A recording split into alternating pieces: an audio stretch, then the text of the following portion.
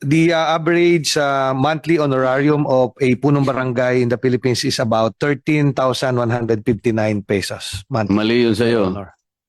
Ang sa akin is only 8,000 pesos per month. Yun ang average po nationwide. 8,000 pesos, Mr. Chair, is the salary of our kasambahay in Manila. Totoo po ito.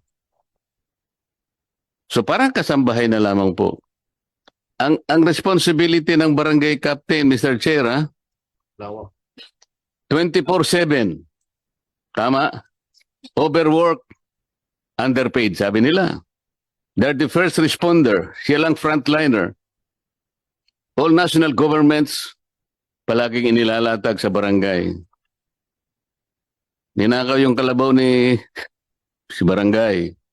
Nagawa yung kapitbahay si barangay. Nawala yung pusa ni Guerrero si barangay.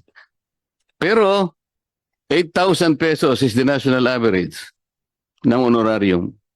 Paanong, kaya po hindi talaga, kung talagang binabalak nyo na ayusin natin, yung barangay ang unahin natin.